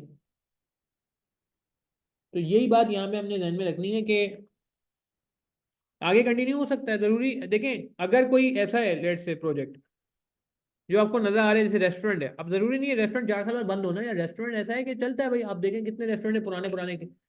आप देख ही रहे हैं KFC मैकडोनल्ड, इवन तो बाइकआउट की वजह से माशाल्लाह मैं समझता हूँ बहुत, जैसे कहते हैं ना, लोगों ने बड़ा साथ दिया और काफी अच्छा बाइकआउट चल रहा है, बट आप देखें ये तो सालों से चलते आ रहे हैं। इसी तरह आप देखें ये कुछ अच्छे अच्छे रेस्टोरेंट भी हैं जो अब तो खैर बहुत ज़्यादा खुल गए हैं रेस्टोरेंट, तो 3-4 साल तो उनको सिर्फ नाम बनाने में लगते हैं। तो अब अगर आप 4 साल का प्रोजेक्ट रख रहे हो तो वो मुनासिब बात नहीं है यार, मुनासिब बात नहीं है। तो आपको ये देखना पड़ेगा प्रैक्टिकली स्पीकिंग के यार, क्या वो वाइबल है 4 साल का, या 4 साल बाद कंटिन्यू हो सकता है? अगर कंटिन्यू हो सकता है तो उसको कंसिडर करना चाहिए। तो ये बात यहाँ पे इन्होंने लिखी है कि the finance director believe that cash flow are too uncertain after year 4, ये उसने सवाल में लिखा था, to be included in the net present value calculation even though sales will continue beyond 4 years. While it is true that uncertainty increases with project life, cutting off analysis after 4 years will underestimate the value of investment. कितनी प्यारी बात की कि अगर कोई project ऐसा है जिसमें पोटेंशियल मौजूद है, पोटेंशियल मौजूद है, सही है ना, फॉर फ्यूचर ईयर्स, और अगर आपने उसको 4 साल पे रोक दिया तो क्या होगा? क्या मैं कहता हूँ कि अंडर स्टेट हो जाएगी project value?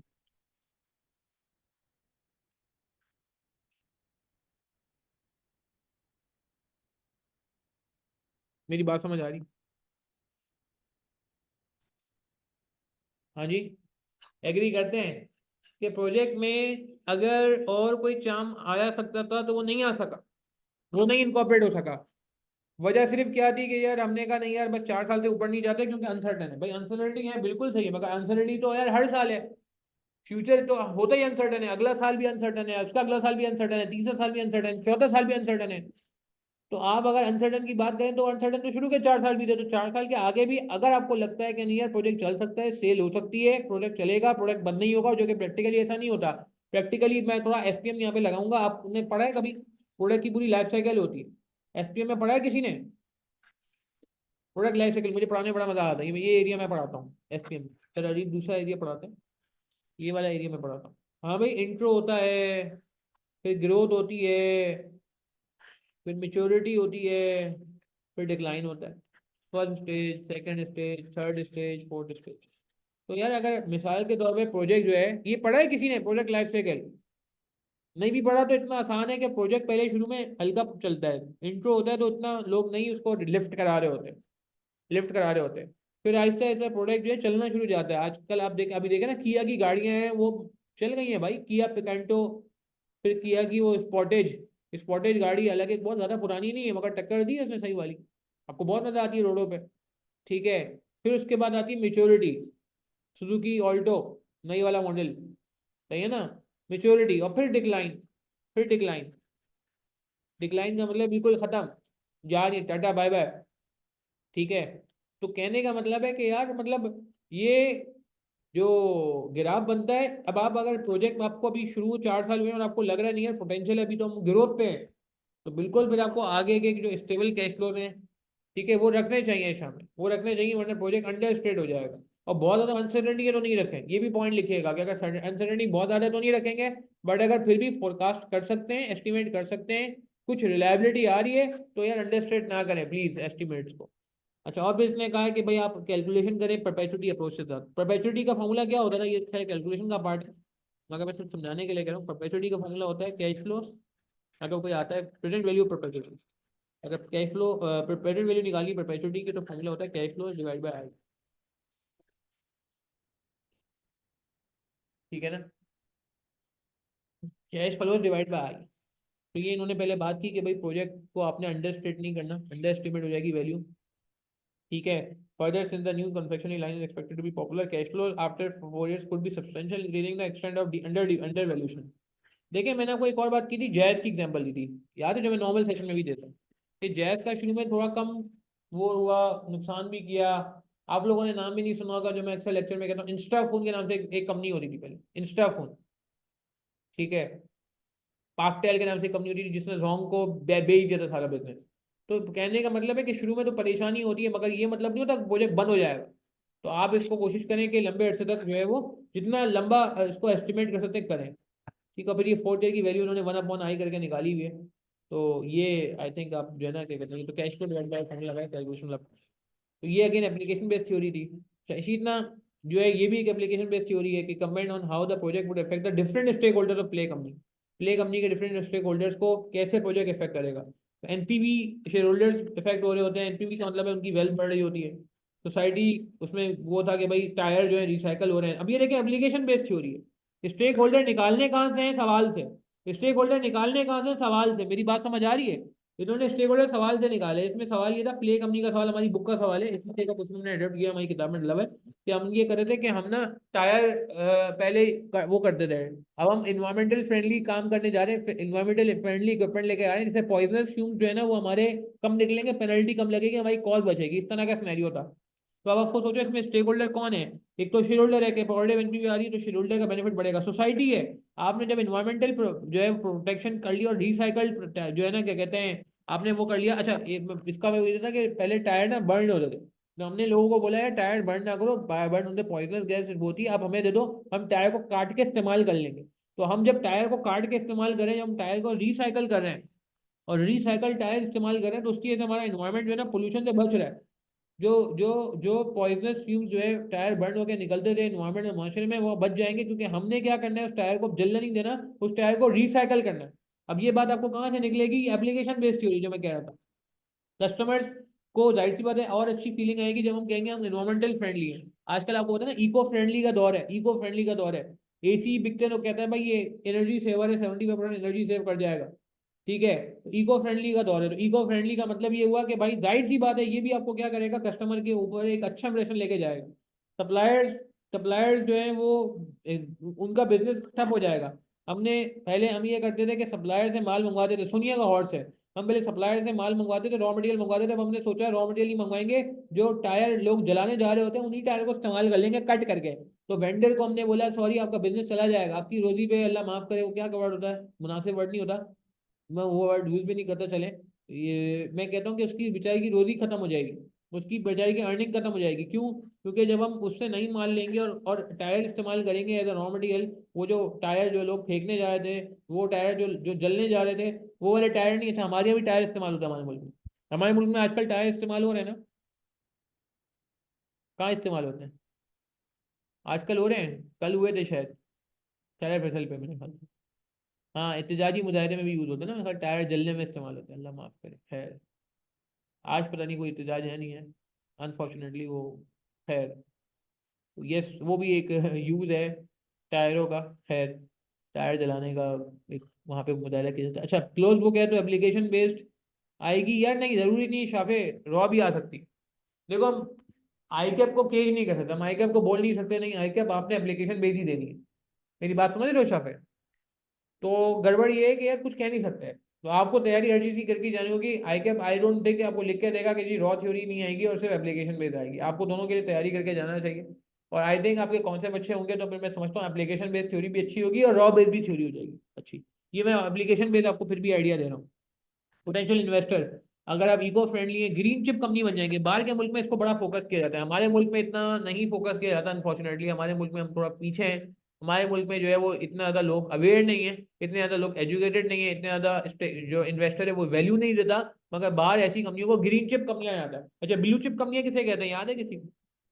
Blue chip company किसे कहते हैं, ये कहीं आगे जाके मेरे ख्याल से बात आएगी, जिन्होंने अभी आगे के लेक्चर नहीं लिए हैं। ब्लू चिप कंपनियां जो है ना उन कंपनियों को कहते हैं जो बेहतरीन कंपनियां होती है, जो जबरदस्त डिविडेंड देती है।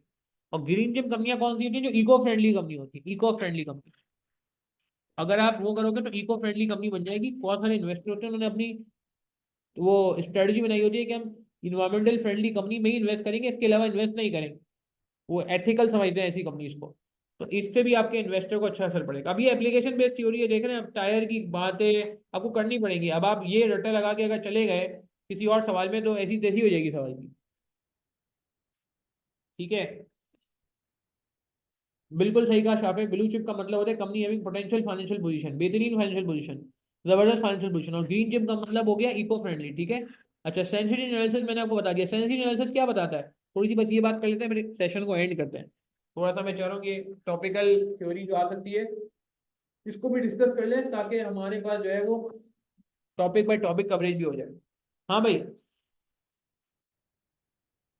डायरेक्टर रिपोर्ट के फॉर्मेट मैंने कहा शाफी याद करना पड़ेगा यार, पहले ये आसानी हो जाती है। सही कह रहे हो आप, डायरेक्टर रिपोर्ट या मेमो, मेमो वगैरह भी जो है लिखने को आते हैं कभी कभी। रिपोर्ट मेमो मोरलेस तकरीबन सेम ही होते हैं। तो वो बहरहाल आपको format, to, from, date, subject, सही है ना, ये सारी बातें जो है ना वो आपको हेडिंग देखनी पड़ेंगी। और जैसे मैंने कहा रिटन प्रैक्टिस तो आपको करनी है, रिटन प्रैक्टिस का वो नहीं होगा। ठीक है। अच्छा, परसेंट रेवेन्यू एनालिसिस क्या कहता था कि कितना परसेंट चेंज हो कि हमारा बेनिफिट एलिमिनेट हो जाए, याद है? How much change will lead to elimination of benefits. किसी को याद है ये बात हमने की थी कि कितने परसेंट चेंज हो के हमारा बेनिफिट एलिमिनेट हो जाए? आई थिंक ये हमने कहीं बात की हुई भी है। वो इस लैपटॉप में है या नहीं मुझे देखना पड़ेगा। नहीं, शायद इस लैपटॉप में नहीं है वो। खैर, कोई बात नहीं। तो कहाँ गए? हाँ, ये कितने परसेंट चेंज हो गया हमारा बेनिफिट एलिमिनेट हो जाए। Assess how to responsive the project NPVs to changes in the variable used to calculate the sensitivity. Sensitivity analysis is one particular approach to uncertainty analysis. अच्छा, ये वो चीज़ें जो हमारी किताब में ऑलरेडी थी, जो मैंने आपको बताया ना बुक के शुरू में है, मगर यहाँ रखने का मकसद ये होगा कि भाई आपको फास्ट फॉरवर्ड रिवीजन में आसानी हो जाए। अच्छा, मजे की बात ये फॉर्मूले मैंने आपको बताया इंशाल्लाह आईकेप की बुक में होंगे, जो मैंने पास अनऑफिशियली आईकेप की बुक जो है वो फॉर्मूला बुक आई है, रिव्यू के लिए आई थी, जो मैंने उन पर अपने कमेंट के साथ और कुछ सजेशन के साथ वापस किए, तो उसमें ये फॉर्मूले थे। ठीक है ना, तो अच्छी बात है, ये फॉर्मूले तो मिल जाएंगे आपको। मगर जैसे अभी वीकनेसेस है, ये आपको पता होनी चाहिए। वीकनेसेस जैसे आपको पता होनी चाहिए। वीकनेसेस का मतलब है कि मेथड रिक्वायर्ड चेंजेस। आईके की फॉर्मूला बुक बहुत पतली है, छोटे फॉर्मूले, कम फॉर्मूले, कुछ फॉर्मूले और होने चाहिए। मैंने अपनी फॉर्मूला बुक से उसको कंपेयर किया, तो जो उसमें फर्क थे, डिफरेंसेस थे, वो मैंने आगे रिकमेंडेशन दिए कि यार ये काइंडली ऐड कर लें। तो बहरहाल थ्योरी के लिए भी कोशिश की जा रही है, टीचर्स हम जो है कोशिश कर रहे हैं कि थ्योरी भी कुछ आ जाए, मगर तैयारी हमें ये सोच के करनी है कि थ्योरी को बहुत ज़्यादा कोई खास हेल्पफुल नहीं है। ठीक है ना, क्योंकि फॉर्मूला बुक जो है वो बहुत ज़्यादा पेजेस की नहीं बन सकती, और हमारी जो थ्योरी है वो तो बहुत ज़्यादा पेजेस की है। तो वीकनेसेस क्या है जी? The method required changes in each key variable are isolated है। अच्छा, आपको याद है सिट्रस पेरेबस क्या होता है? किसी ने नाम सुना? सिट्रस पेरेबस, ये वर्ड मैं यूज करता हूँ सेंसिटिविटी एनालिसिस पढ़ाते हुए। हाँ भाई, पुराने लोग, एक पेपर था जिसमें आपने ये पढ़ा होगा, सिट्रस पेरेबस। गूगल नहीं करो, वैसे बताओ, पेपर में गूगल नहीं होगा। सही कह रहे हैं आयशा? हाँ, गूगल कर रहे हैं बहुत सारे लोग, मैं देख रहा हूँ। रिकॉर्डिंग वाले हजरात भी गूगल ना करें भाई प्लीज, और ये लाइव वाले हजरात भी ना करें। फिजिक्स में नहीं था, अल्लाह। हाँ, all factor remain constant, economics में था। इकोनॉमिक्स में था, सही कह रहे हैं कायनात, इकोनॉमिक्स में था। बिल्कुल सही कह रहे हैं जीशान, सही कह रहे हैं, बिल्कुल सही है, इकोनॉमिक्स में था। Other factor remain same. यार सेंसिटिव एनालिसिस में भी तो यही होता है। जब आप सेंसिटिविटी सेलिंग प्राइस की निकालते हो, तो आप ये देखते हो सेंसिटिविटी सेलिंग प्राइस की लेट से अगर 15% आ रही है नेगेटिव, तो इसका मतलब 15% से अगर प्राइस चेंज हो और अदर फैक्टर सेम हो, remain same, other factor remain same, other factor remain same, तो हमारा प्रोजेक्ट जो है खराब हो जाएगा। याद है, यही पढ़ा था। वेरिएबल कॉस्ट की सेंसिटिविटी लेट से 20% आ रही है कि अगर वेरिएबल कॉस्ट 20% से बढ़ गई तो हमारा प्रोजेक्ट जीरो हो जाएगा, assuming other factor remain same. मगर आप मुझे बताओ प्रैक्टिकली स्पीकिंग क्या ये अच्छी बात है? ठीक है, हो सकता है शायद तुमने फिजिक्स में पढ़ा हो, बॉयल्स एंड चार्ल्स में, मगर फिजिक्स जो है वो यहाँ पे बहुत सारे लोगों ने नहीं पढ़ी होगी, इकोनॉमिक्स पढ़ी होगी इसलिए। तो ये जो सिट्रस पेरेबस की असम्पशन है, ये दुनिया में नहीं फॉलो हो सकती यार। हम एज्यूम करें आइसोलेटेड है, सिट्रस पेरेबस का मतलब है कि अदर फैक्टर रिमेन सेम, यानी कि एक फैक्टर को आइसोलेशन में चेक किया जाता है। क्योंकि आप मुझे बताएं, क्या ये वीकनेस नहीं है इस एनालिसिस की? कितना रेलेवेंट पॉइंट है यार, याद करना इतना मुश्किल थोड़ी है ये। अगर किसी को ये बात पता है कि सेंसिटिव एनालिसिस में एक वक्त में एक फैक्टर को कंसिडर किया जाता है, तो उसको ये समझने में मसला होना ही नहीं चाहिए। क्या ख्याल है?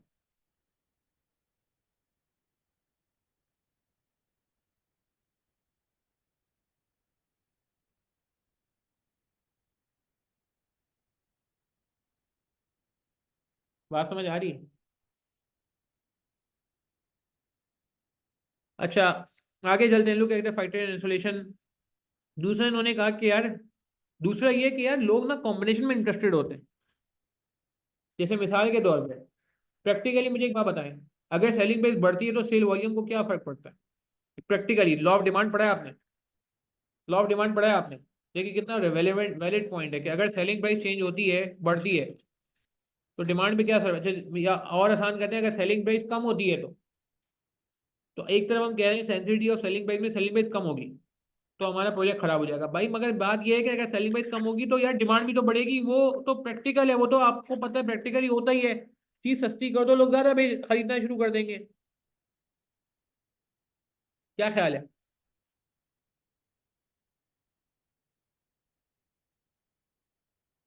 सही है ना? मेरी बात समझ आ रही है? तो तो ये इंटरकनेक्टेड एनालिसिस नहीं हो रहा होता। लोग are interested in interconnected analysis, management में more interested in the combination of the effects.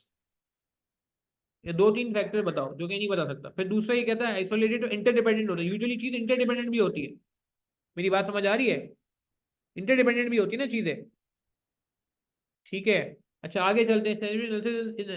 Is when there is uncertainty, it does not examine the probability that any variation in cost और revenue might occur. ये salary analysis में ये आ रहा है कि भाई 15% अगर आपकी सैलरी प्राइस चेंज होगी तो प्रोजेक्ट खराब हो जाएगा, 20% वेरिएबल कॉस्ट बढ़ेगी तो प्रोजेक्ट खराब हो जाएगा। मगर इसके चांसेस कितने हैं? मेरी बात समझ आ रही है भाई? चांस है भी या नहीं? किताबी बातें तो नहीं हो रही खाली। सेलिंग प्राइस गिरने के कोई चांस है? अगर चांस है तो वाकई फिकर की बात है, और अगर कोई चांस नहीं है तो फिकर की बात नहीं है। डरा तो नहीं है हमें? डरा तो नहीं। 15% से अगर प्राइस चेंज हुई तो एनपीवी जीरो हो जाएगी, 20% से वेरिएबल कॉस्ट बढ़ी तो एनपीवी जीरो हो जाएगी, यही इंटरप्रिटेशन बढ़ी थी हमने। बट अगर मिसाल के तौर पे यार इसका चांस तो पता चले कितना है। हमने वैसा मेहनत कर ली सारी, ऊपर चला चांस था ही नहीं ज्यादा। हमने पूरी तैयारी कर ली, बारिश का चांस था ही नहीं, हमने कहा बारिश हो गई तो ये नुकसान हो जाएगा, बारिश हो गई तो वो नुकसान हो जाएगा। पता चला उस साल बारिश फोरकास्ट में ही नहीं थी। तो यार ये सारी बातें तो हम कर रहे हैं, मगर बात ये है कि प्रोबेबिलिटी कितनी है उन चीजों की, सीरियसनेस कितनी है उसकी। सही है ना? कितना सीरियस है ये उस वक्त पता चलेगा जब प्रोबेबिलिटी पता होगी। मेरी बात समझ आ रही है आपको मैं क्या कहना चाह रहा हूँ? आप मेरा पॉइंट समझ पा रहे हो? कि प्रोबेबिलिटी नहीं पता होती है तो मैं फिर नहीं डिसीजन मेकिंग कर सकता ना सही तरीके से यार। डर तो ना हूं मैं, डर तो ना हूं कि 20% से कॉस्ट बढ़ गई तो क्या होगा मेरा। अच्छा आगे बढ़ते हैं। Critical factors that may be those over which managers have no control. अच्छा कुछ फैक्टर ऐसे हैं जिन पे मैनेजर का कंट्रोल नहीं है। मुल्क में इन्फ्लेशन हो गया, टैक्स रेट चेंज हो गया। यार है टैक्स रेट की सेंसिटिविटी भी हमने पढ़ी है। तो अगर टैक्स रेट चेंज हो गया उस पर कोई कंट्रोल ही नहीं है। या सेलिंग प्राइस में मुल्क में वो क्या कहते हैं इन्फ्लेशन हो गया, वेरिएबल कॉस्ट चेंज हो रही है। या demand vary sale volume change हो गया because of low demand, covid आ गया, खुदा ना खास्ता, अल्लाह ना करे वापस आए। मगर ये आप मेरा पॉइंट समझ रहे हैं कि भाई हमें पता चल गया, मगर अब मसला ये है कि अगर नॉन कंट्रोलेबल फैक्टर है तो मैं क्या उसे क्या कर सकता हूँ? मैं सिर्फ देख के अफसोस ही बना सकता हूँ। नहीं मेरी बात समझ आ रही है? ठीक है ना? अच्छा in itself it does not provide a decision rule parameter defining acceptability for of an acceptability project given the uncertainty must be laid down by manager. It does not in itself does not provide a decision rule. ये कोई decision नहीं बताता कि आप decision invest करें या ना करें। मेरी बात समझ आ रही है? साइंटिफिक एनालिसिस तो परसेंटेज बताया था। इससे ये कहा पता चल रहा है कि इन्वेस्ट करना चाहिए नहीं करना चाहिए, या कब इन्वेस्ट करना चाहिए कब नहीं करना चाहिए। तो सिर्फ आपको इंडिकेट कर रहा है, इंडिकेट कर रहा है। इंडिकेट समझते हैं कि आपको सिर्फ बता रहा है कि इतने परसेंट तक हो सकता है, ना आपको प्रोबेबिलिटी पता है, ना आपको उसको देख के पता चल रहा है कि मुझे प्रोजेक्ट एक्सेप्ट करना चाहिए नहीं करना चाहिए। भाई अगर सेंचुरी एनालिसिस 15% है, क्या प्रोजेक्ट एक्सेप्ट करना चाहिए? इसका जवाब नहीं है आपके पास। अब इसका जवाब ऐसे प्रैक्टिकली ये होगा कि यार अगर वाकई 15% चेंज होने का चांस है तो नहीं करना चाहिए, और अगर 15% चेंज होने का चांस इतना नहीं है तो कर लो। मगर ये कहानी परसेंटेज देख के नहीं समझ आ रही है, इसके लिए आपको अदर इन्फॉर्मेशन की जरूरत है, एक्स्ट्रा इन्फॉर्मेशन की जरूरत है। आप मोहताज हैं, आप डिपेंडेंट हैं अदर इन्फॉर्मेशन के। मेरी बात समझ आ रही है जहन आपको? बिल्कुल। डिसीजन नहीं ले सकते, सब्जेक्टिव है ये। डिसीजन मेकिंग के लिए आप परसेंटेज देकर डिसीजन ले लें, नेवर। ठीक है इसी अच्छा ये सेंसिटिव एनालिसिस की मैंने लिमिटेशन बात कर ली, क्योंकि मैं समझता हूँ इसका सवाल अगर आया रॉ रॉ सवाल तो ये आ सकता है। अब आपको ये रट्टा भी लगाओगे ना तो आपको कुछ समझ आएगा कि हाँ यार लास्ट पॉइंट ये है कि भाई मुझे बताओ ना सेंसिटिव एनालिसिस का परसेंटेज देके क्या मैं डिसीजन ले सकता हूँ कि इन्वेस्ट करना चाहिए नहीं करना चाहिए? बस मुझे ये बता दो उजैर, क्या इस परसेंटेज को देख के हम डिसीजन ले सकते हैं? क्या ये परसेंटेज को देख के पता चल सकता है अच्छी है बुरी है? कैसे ले सकते हैं? 15% तो ये तो सिर्फ ये बता रहा है कि 15% चेंज होगा तो प्रोजेक्ट खराब हो जाएगा। अब वो तो प्रैक्टिकली डिपेंड करता है कि वाकई अगर 15% चेंज होने के चांस है तो मैं डिसीजन लूंगा कि नहीं इन्वेस्ट करो। और अगर 15% के ज्यादा चांस नहीं है तो मैं बोलूंगा नहीं यार कोई बात नहीं चलने दो। ये परसेंटेज की शेप को देख के, परसेंटेज की शक्ल को देख के नहीं पता चल रहा। वो तो सही है, मगर अब मसला ये नहीं है मुझे पता कि इन्फ्लेशन 20% होगा या ज्यादा होगा, मुझे नहीं पता। अगर इन्फ्लेशन कॉस्ट का 20 से कम होगा तो अच्छी बात है, ज्यादा होगा तो बुरी बात है। मगर ये कौन बता रहा है? ये मुझे इन्फ्लेशन के लिए कोई वेबसाइट देखनी पड़ेगी, ये परसेंटेज नहीं बता रही मुझे। उस इन्फ्लेशन को देखने के लिए मुझे वेबसाइट देखनी पड़ेगी शायद। अच्छा, इसको देखें, मैं अजान के बाद बात करता हूँ, फिर सेशन एंड करेंगे। एसिड रिप्लेसमेंट की जरा कहानी देखें, 1 मिनट के लिए इसको देखें, अजान के बाद बात करते हैं। ठीक है जी, एसिड बिल्कुल प्री डिसाइडेड परसेंटेज एग्जिस्ट नहीं करती, सही कह रहे हैं उधर। अब आ जाते हैं एसिड रिप्लेसमेंट डिसीजन पे। हमने पढ़ा था 2 मेथड होते हैं, कैल्शियम मेथड होता है, एक इक्विवेलेंट एनुअल कॉस्ट मेथड होता है। इक्विवेलेंट एनुअल कॉस्ट मेथड में कैसे काम करते हैं? पहला स्टेप प्रेजेंट वैल्यू कैलकुलेट करना होता है, दूसरा step present value equivalent annual cost निकालना होता है, जिसमें प्रेजेंट वैल्यू को हम डिवाइड कर लेते हैं एनुअलिटी फैक्टर। ठीक है ना, present value divide by annuity factor, ये हमने ऑलरेडी अपने लेक्चर में कवर कर ली है। इंशाल्लाह आपको, मुझे उम्मीद है, फॉर्मूला बुक में भी मिल जाएगा। अच्छा, मगर अब ये एक छोटा सा पॉइंट है जो आपको पता होना चाहिए, इक्विवेलेंट एनुअल बेनिफिट। देखें, जिस तरह इक्विवेलेंट एनुअल कॉस्ट होती है, इस तरह इक्विवेलेंट एनुअल बेनिफिट भी होता है। एक सवाल है मेरा आपसे, सुनिएगा प्लीज। तो मैंने एक सवाल भी करवाया हुआ है यूवीडब्ल्यू रेंटल्स के नाम से। यूवीडब्ल्यू रेंटल्स के नाम से एक सवाल है हमारा, 2009 का। यूवीडब्ल्यू रेंटल्स 2009, समर 2009 का सवाल है, जो हमारी किताब में भी, आई डोंट नो आपको याद आ रहा है नहीं आ रहा, बड़ा जबरदस्त सवाल है। उसमें ये कॉन्सेप्ट लगा हुआ है, तो उसमें थोड़ा सा और एडवांस भी लगा हुआ है, मगर मिलता जुलता कॉन्सेप्ट है। एक प्रोजेक्ट की एनपीवी है 100 मिलियन, और दूसरे प्रोजेक्ट की एनपीवी है 150 मिलियन। एक प्रोजेक्ट की लाइफ है 3 ईयर्स, और दूसरे प्रोजेक्ट की लाइफ है 6 ईयर्स। मुझे एक बार बताएं, कौन सा प्रोजेक्ट अच्छा है? ए अच्छा है, बी अच्छा है? देख के क्या लग रहा है? प्लीज पार्टिसिपेट करेंगे यार, देखें, बात समझ नहीं आएगी वरना। एनपीवी मीन्स रिटर्न, फायदा। कौन सा प्रोजेक्ट अच्छा है? ए अच्छा है, बी अच्छा है? दोनों प्रोजेक्ट आपको बता दिए, दोनों की लाइफ बता दी है, एक की 3 ईयर्स, एक की 6 ईयर्स है। प्लीज यार पार्टिसिपेट करें। हाँ, बी अच्छा लग रहा है उधर आपको, ठीक है। और ठीक है, बाकी लोग क्या कहते हैं? बस खत्म करें फिर ये, मुझे एक चोरी का पॉइंट समझाना है, और कैपिटल रास्टिंग में हल्की फुल्की बात करके फिर खत्म करें। जी प्लीज, बाकी लोग पार्टिसिपेट करें ना यार। एक की एनपीवी 100 आ रही है, लाइफ 3 साल है, दूसरे की एनपीवी 150 आ रही है, लाइफ 6 ईयर्स है। जैन, बताएं। नहीं, वैसे देख के क्या लग रहा है? फेस पे देख के? आयशा बी कह रहे हैं, फेस पे देख के क्या लग रहा है? असमा असलम बी कह रहे हैं, ठीक है। और सही है, सही है।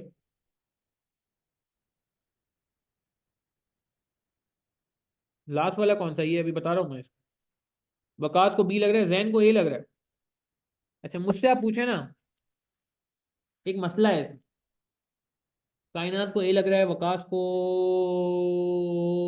वकास कॉस्ट नहीं है, वैल्यू है चंदा, बेनिफिट है, बेनिफिट। अजीम को बी लग रहा है, शाफे को ए लग रहा है। ये हुई ना बात, पार्टिसिपेशन हो रही है ना, मजा आ रहा है यार। लाइव क्लास का फायदा यही है कि यार थोड़ा सा एक स्टूडेंट जो है ना, क्या कहते हैं, पॉइंट ऑफ व्यू भी आ जाता है। ई एस वकास ई ए सी नहीं है इसमें, एनपीवी है ना, तो ये ई ए बी होगा इसमें। अच्छा, मसला ए में क्या है कि ए में एनपीवी तो लो है, मगर इसकी लाइफ भी तो कम है। बी में एनपीवी तो ज्यादा है, मगर इसकी लाइफ भी ज्यादा है। मेरी बात समझ आ रही है मैं क्या कहना चाहता हूँ? ए में एनपीवी कम है, मैं मानता हूँ, बी में एनपीवी ज्यादा है। मगर आप ये बात भी देखें कि ए की लाइफ 3 साल है, बी की लाइफ 6 साल है। अब ये लाइक टू लाइक नहीं है, ये लाइक टू लाइक नहीं हो पा रहा ना। लाइक टू लाइक याद है, एप्पल टू एप्पल नहीं हो पा रहा। अब बोलते लाइक टू लाइक हमारा पासवर्ड है।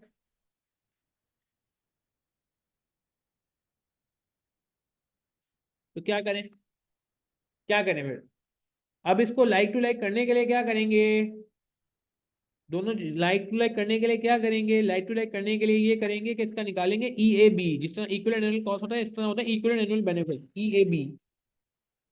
कैसे निकालेंगे? जिस तरह इक्विवेलेंट एनुअल कॉस्ट निकालते रहे, एज्यूम करो आपने एसेट रिप्लेसमेंट पढ़ लिया है, नेट प्रेजेंट वैल्यू, यही हमने इक्विवेलेंट एनुअल कॉस्ट का थीम पढ़ा था, कि 2 साल बाद एसेट रिप्लेस करेंगे और 4 साल बाद एसेट रिप्लेस करेंगे, दोनों एक जैसे नहीं हो सकते। 2 साल एसेट प्लेसमेंट में सिर्फ 2 साल की फिगर आई है, 4 साल में 4 सालों की फिगर आई है। तो इसको फिर हम डिवाइड कर लेंगे एनुअलिटी फैक्टर से, तो हमारे पास एक इंस्टॉलमेंट बेसिस पे आ जाएगा। जो ये किसने बात की थी, बहुत अच्छी बात की थी ये, क्या नाम था, किसने कहा था ये? एम जैन ने कहा था। वेरी गुड एम जैन, आपका पॉइंट बहुत वैलिड था।